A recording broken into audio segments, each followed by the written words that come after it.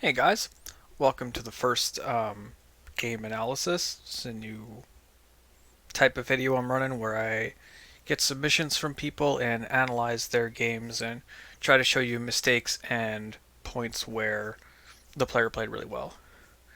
So this is a submission from Gaa'ra, and it is a Kuat Mesas Deathmatch, and he's going to be playing the Rycer, a pile driver build with heavies and quads. He's running proton torpedo. It seems he's running extra ammo instead of range, which I'm personally not a fan of, but I don't think it actually comes up in this game. I also don't think the extra ammo helps him at all in this game either, though. He's running directional shields instead of quick charge, which I run. I think this makes you a little bit tankier, but it does make engine management a whole lot more difficult while you're playing with this build. This build wants to be very mobile, and this can make it kind of difficult. All right, so let's jump in the match here.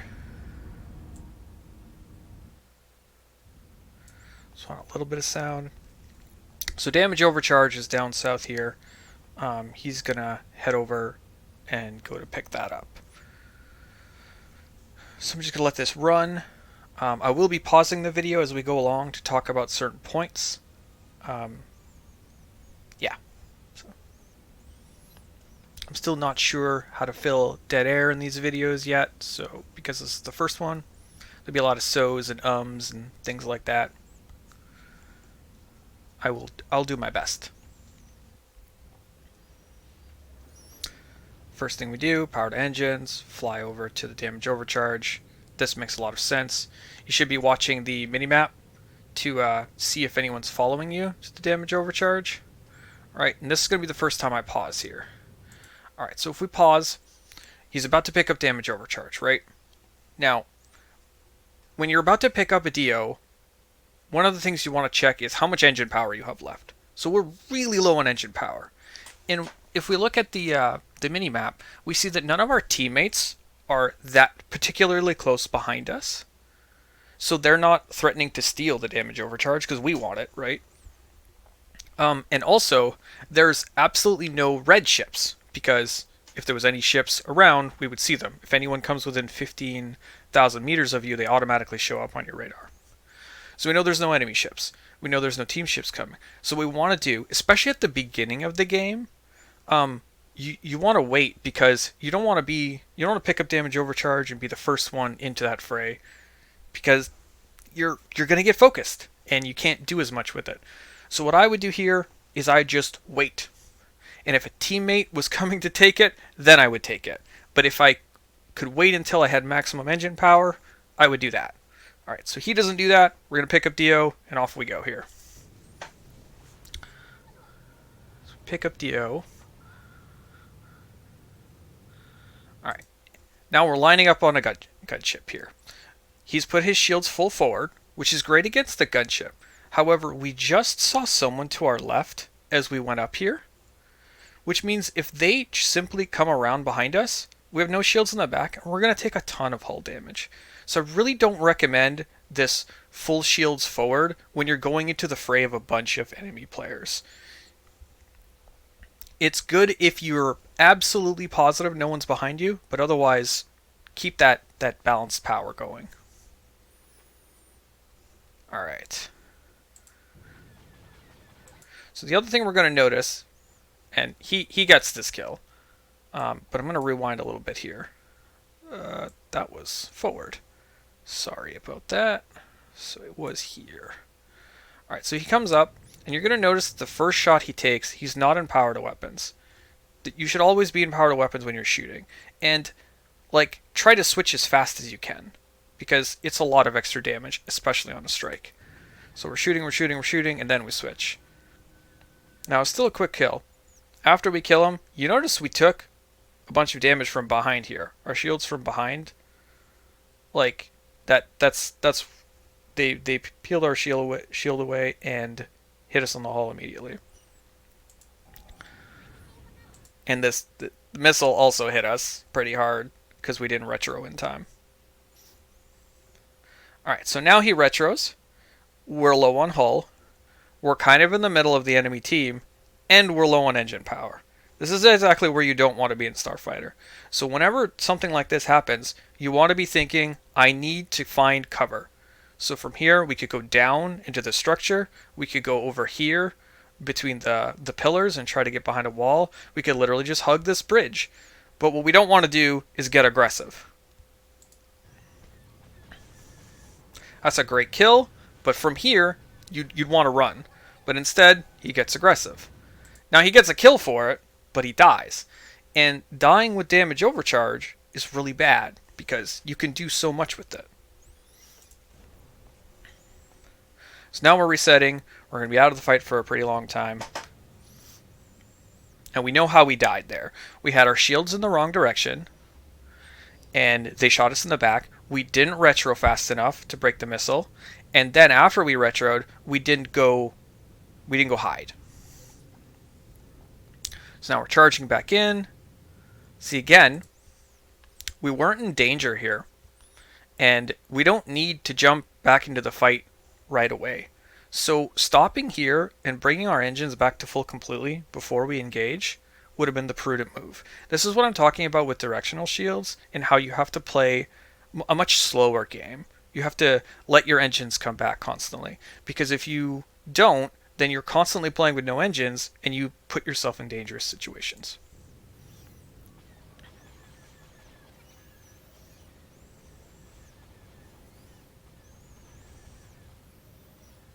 So now it's going to be a little bit of chasing. Ah, that was really close. He almost got that proton there.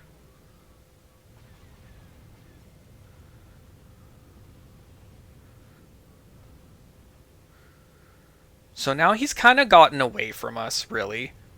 We're so low on engine power, we can't really get this kill. But the other guy kind of gives up running. Right, so I'm going to backtrack a little bit here. Alright, so when this guy comes out, right, we know he has this missile break. So we don't need to fire this missile. We have a dead-on lock for lasers here. We're hitting him with lasers. There's no reason to fire the missile. We know he has his missile break, so he's going to press it. So if we just simply hold the lock on him, if he uses his missile break, we don't use our cooldown or the missile, which means we get the missile break for free and great. And if he doesn't use the missile break, we keep shooting lasers at him. Either way, then he's at the disadvantage. By using the missile, you're making him start evading your lasers, and you don't have a cooldown immediately. So he fires this proton. The guy uses his break. And we're chasing. Alright. Again. We've killed our target. Nothing is really around us to threaten us, and we have very little engine power. You're going to see him wait a little bit to get engine power, but honestly, bring it all the way back to full. The longer you let your engine regen without boosting, you get more out of it. Because every time you press that boost button, your engine regeneration goes down quite a bit. And it will stay down until 3 seconds after you stop boosting. So we're regenerating a little bit here. We should go all the way to full, but see, he doesn't even get back to half.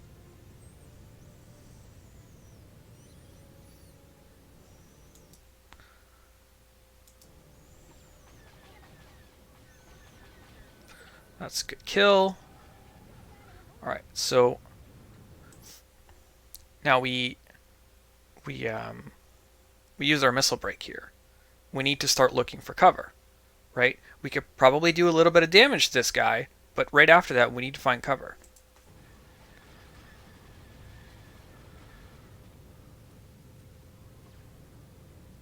So that was pretty good. He kind of went to cover, but not really. You can see how he doesn't have engine power. He's out in the open. Now he has a missile break. His shields are really low.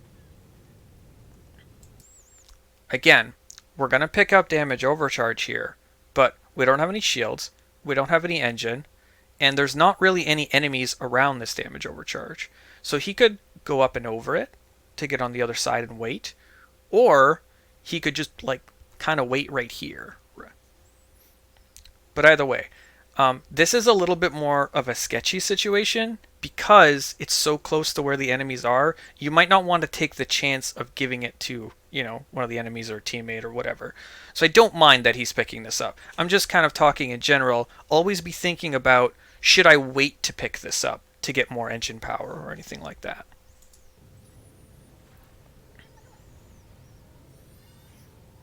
So now we're picking up some power-ups. And now, even though he has damage overcharge, he should be waiting for that engine power. Because charging in with damage overcharge, you're just going to have no engine power here. So what happens is, because he has no engine power, he's going to start shooting this target, but he's going to stay in powered engines, because he desperately needs this. So he's going to deal less damage with his lasers. Now, in this situation, because of everything that's happened so far, this is the correct play. You're low on engines, you fire in powered engines to make sure you get engine power back, because engine power is everything in Starfighter.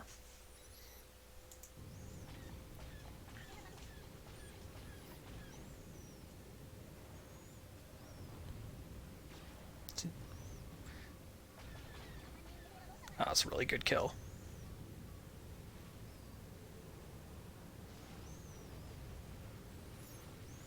Just a quick critique here. He was around a repair drill, but when his ship was yellow, just hammer that Hydra Spanner button whenever your ship's yellow.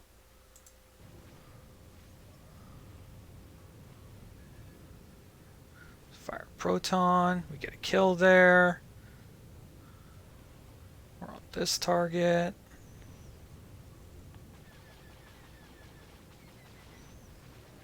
Alright.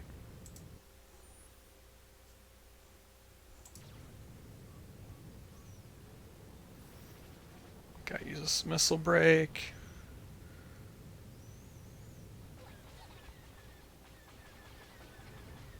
So, great gunship kill. We're low. We have no cooldown, so we need to run. And this is what we're going to see from him here.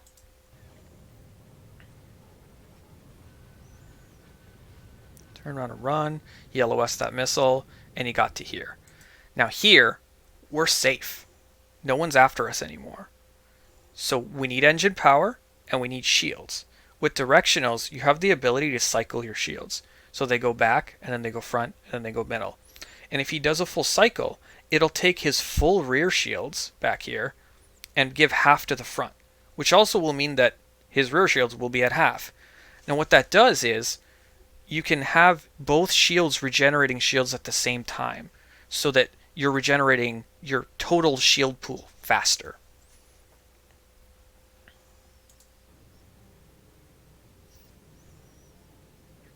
So again, we shouldn't be boosting, but he spots an engine power up. Alright, so when he spots the engine power up, then it's worth boosting, because it's going to regenerate our engines. So we regenerate our engines, but as you can see here, we don't have our full front shields yet. We're still only about half our front shields, and we're starting to engage, right?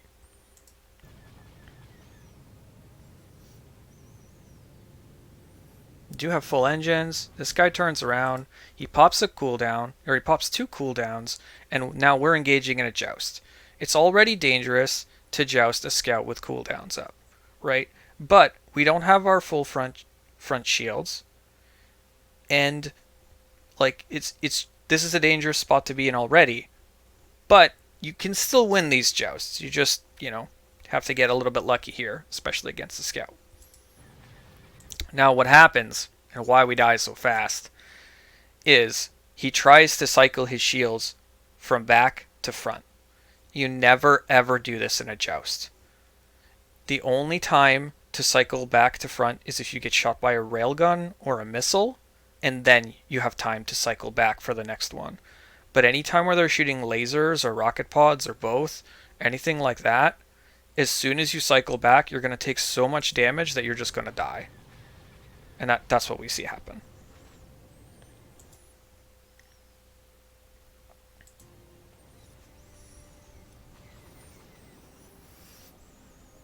Alright, jumping back in here. So this is a really close game. So it's possible he felt pressure to like constantly push. But when you're constantly running your engines out, you're actually going to end up spending more time regenerating engines in the game than you would if you were waiting for your engines to come back. Because it's more efficient to wait in big bursts than to constantly do little bursts.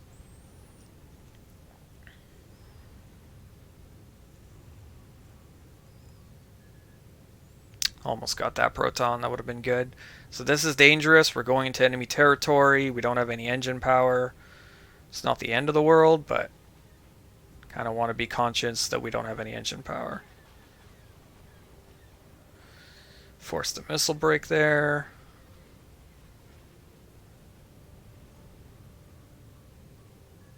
So that probably won't land. This is a good switch onto this gunship, knowing that there's not much more he could do. Really, really stuck without engine power here. It's a good retro. He's kind of out in the open. I would definitely run for cover, which he does. But we're struggling to get to cover here. Alright. Now that we're in cover, we're low on engine power again. Right? This is the time to recharge engine power. You can see, like, because he never stops to regenerate it, he keeps getting in these situations where he doesn't have any engine power. And this is what you want to fight. You never want to be in this situation. You want to play in the top half of your engine power, not in the bottom half.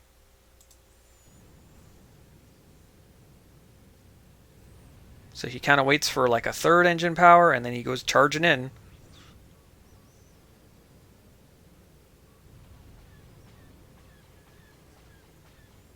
So he got the missile break there. He switches targets. I would have went after that other target, but you know, his choice. Definitely should be using Hydro Spanner to heal this little bit of hull damage he has. Again, great moment to do it, to regenerate engine power. Just kind of wanted to point it out here because he's safe. Stopping for 3 seconds then boosting again is literally the worst thing that you can do for your engine power. You want to do these long regenerative runs. Alright, so remember, I usually say that I want that you want to wait, right, for engine power to get DOs. However, there's an enemy. There's an enemy that's going for it. So this is when you want to burn everything to get there first. It's really important he gets this first. So he kind of uses everything. He picks it up. He turns around. Now remember, he has retro thrusters. He just put the ground behind him, right? Bad things are about to happen. The target's locking a missile. He needs to turn in a certain direction to not get retroed. Now I'm going to show you what happens. So that's a great job getting the kill, and then he retros into the rock. But here's the point I want to hammer home here. Sorry, didn't mean to show it that quickly. Alright, so here's the decision point, right here. The guy starts locking the missile. You have to make the decision, do I want to trade, right? Do I want to have the chance to trade, like get the kill and then maybe survive? Or do I set up the retro and guaranteed survive? There's no question here. The reason there's no question is you have damage overcharge. It's way more important that you live than getting this kill. Because you're going to get way more kills out of this. In fact, you'll probably just chase him down and kill him because you deal so much more damage than him. So he shouldn't have even went for this kill. He should have just set up the retro. Now he doesn't. He dies. This game's really close, by the way. And one thing I want to point out is he starts chatting in chat here. Now he's able to spawn. And he keeps chatting, and the enemy, while he's dead, actually catch up. Because he's spending a lot of time not spawning in. It's about 10 seconds. So it's a long time. Like, And even here, he's chatting some more. So I know you want to chat, but in a game this close, it's not really time for it. In the sense of wanting to win the game. So we get an engine. That's great. We're going in. We don't have to wait for engines here because we got that power up.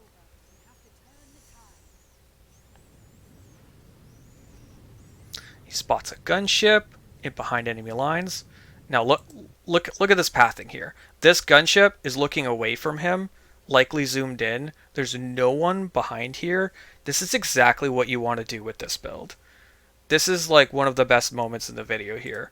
He's going to sneak up on this gunship, and you're going to notice he doesn't lock a missile. This is so important to this build. He doesn't lock a missile. He's going to go into power to weapons, and he's just going to hold left click and spam that one key to switch guns as fast as possible to just do laser damage. You see, he never has to lock a missile. The guy dies so fast, he doesn't even realize what happens. He doesn't get a chance to move. Now, we're leading into another gunship. But the approach for this gunship was completely different. Now, he still gets the kill because he does land the proton. But if you look over here, like I'm going to rewind all the way to this first gunship. So we walk in, we don't lock a missile, we fire our lasers, gunship dies. There's no reason we shouldn't do the exact same thing here. There's no reason to boost past him. Nothing. The reason he gets so close is because he wants to point blank the proton. But there's no need. Just do the lasers again.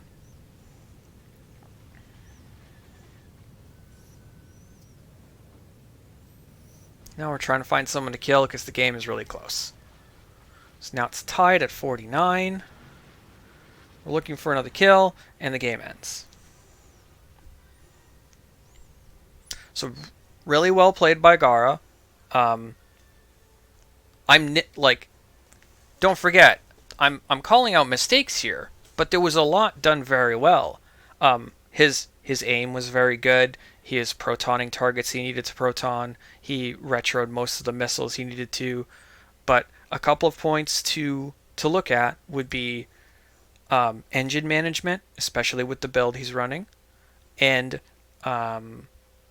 just getting to line of sight after using that missile break cooldown. Alright, so that's everything for this video. I hope you guys enjoyed this. Let me know in the comments if this type of video is interesting to watch, what you liked, what you didn't like. I know it's a little long because of all the pausing. Yeah, thanks for watching, and I'll catch you guys later.